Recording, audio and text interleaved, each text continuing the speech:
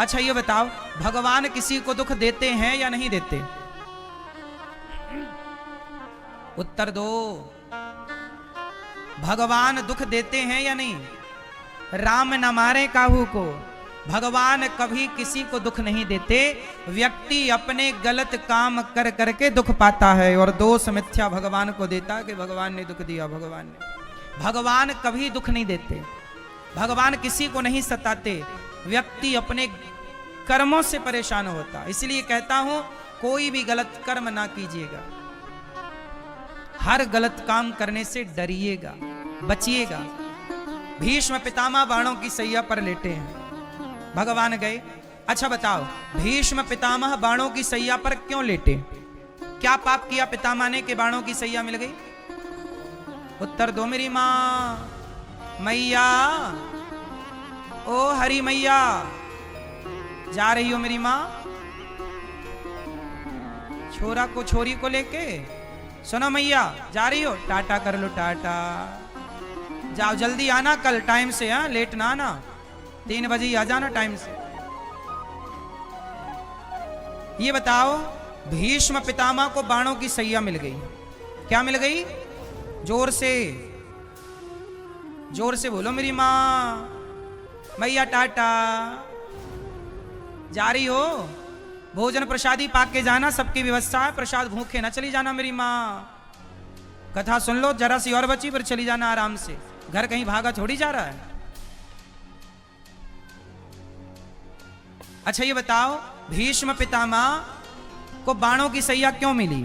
कहते हैं भीष्म पितामह ने पिछले किसी जन्म में एक सांप को उठाकर कांटों के ढेर में डाल दिया था।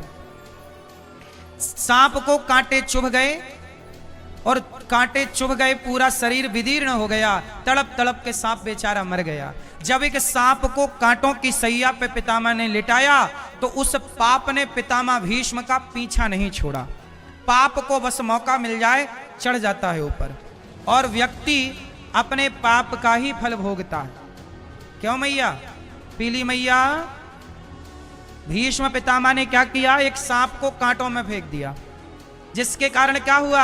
आपने सांप को कांटों की सैया दी तो आपको भी बाणों की सैया पर लेटना पड़ा। जैसी करनी वैसी भरनी, जैसा करोगे वैसा पाओगे। पेड़ बोए बबूल का तो आम कहां से आए? जो बोया है ना वही ना पाओगे।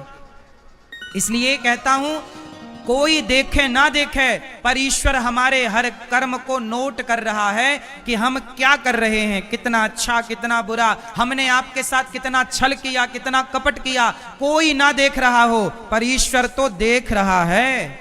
इसलिए हर गलत काम करने से बचिएगा। भीष्म पितामह जैसों को कर्म दंड भोगना पड़ा। अच्छा बताओ, भगवान राम के पिता कौन है? दशरथ जी। दशरथ जी तो भगवान के पिता है ना, लेकिन भगवान के पिता को भी कर्मदंड भोगना पड़ा कि नहीं? पुत्र के वियोग में तड़प तड़प करके मरना पड़ा। राम राम हाँ राम कही, राम राम कही राम, राम राम कहते राऊ गयऊं सुरधाम, देवताओं के धाम, मतलब प्राण त्याग दिया। जब कर्म दशरथ जी ने श्रवण कुमार को मार दिया था तो श्रवण के माता पिता तड़प तड़प के मर गए पुत्र के वियोग में।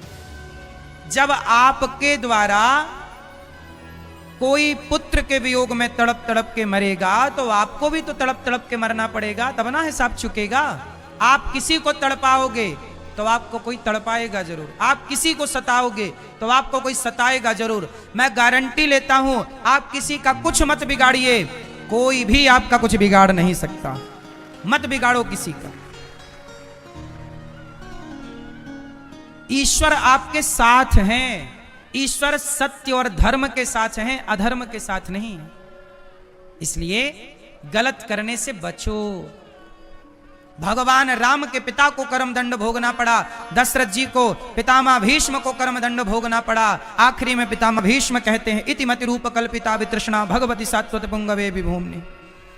हे प्रभु, स्वसुख मुपगते क्वचित विहर तुम प्रकृति मुपेयोषि यद भव प्रवाह।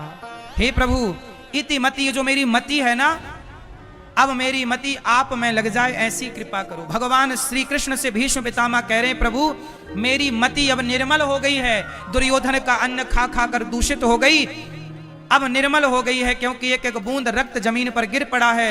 अब प्रभु मेरी बुद्धि को आप स्वीकार कर लो। और भीष्म पितामह ने कहा, मेरी बेटी से श्री कृष्ण आप विवाह कर लो। भीष्म पितामह की बेटी कौन?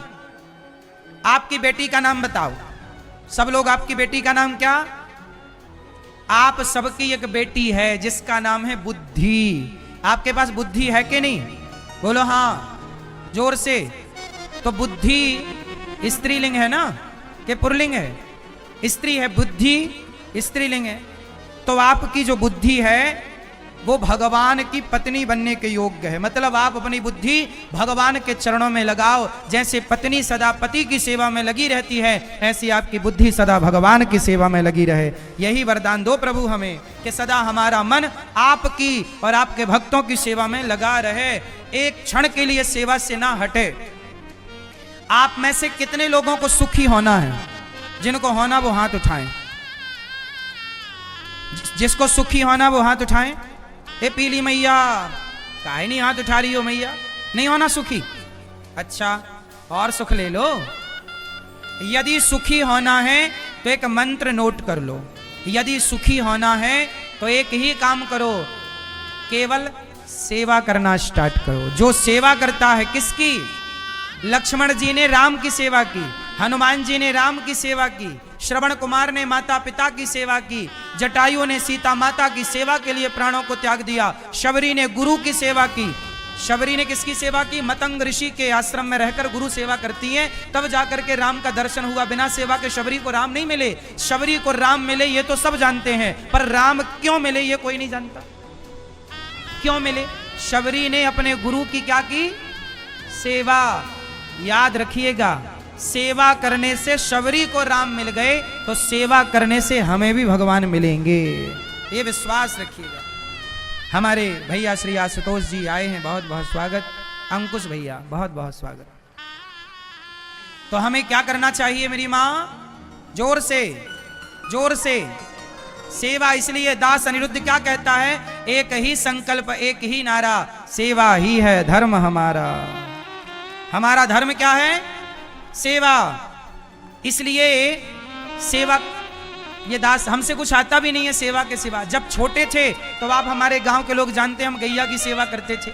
गाय के लिए चारा काट के ले आते थे, गैया की खूब सेवा करते थे। भैंस भी थी, गाय भैंस दोनों की सेवा करते थे। तो गैया की सेवा बचपन में की, आज भी गैया की सेवा कर रहे हैं। और उसी सेवा के कारण भगवान ने दास को सेवा में लगाए रखा है।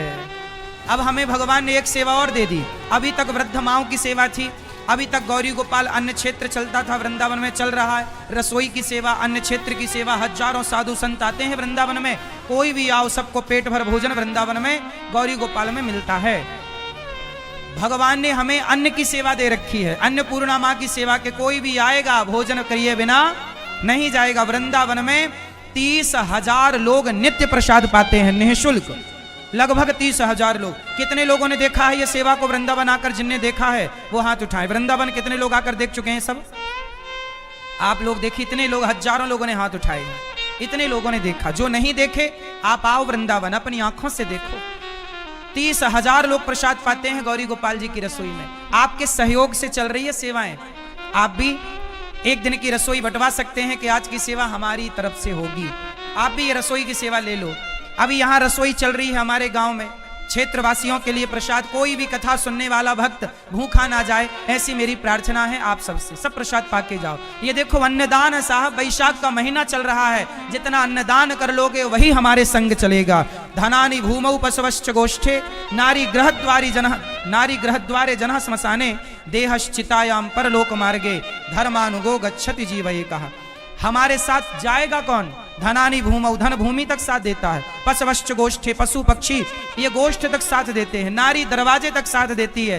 परिवार शमशान तक साथ देता है। शरीर चिता तक साथ देता है। केवल धर्म है, पुण्य है जो सदा हमारे साथ जाता है। धर्मानुगो गच्छति जीव। एक हमारे साथ कौन जाता है? किया गया धर्म।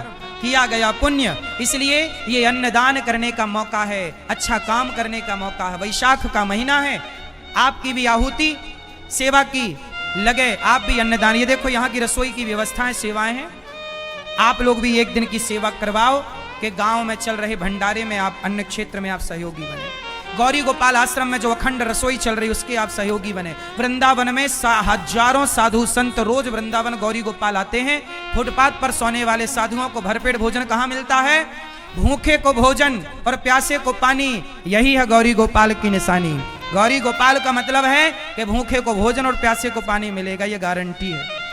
ये गौरी गोपाल की, ये दास अनिरुद्ध की गारंटी है कि कोई भी वृंदावन आएगा, गौरी गोपाल आएगा, उससे भोजन मिलेगा, पानी मिलेगा, निःशुल्क मिलेगा। तो हजारों साधु संतों का भोजन। आप भी एक दिन का अन्नदान, बेटे का जन्मदिन आवे, बेटी का जन्मदिन आए, तो ये पुण्य के काम है, कर लो। अन्नदान है, कर लो। इससे बड़ा कोई दान नहीं है साहब। साधु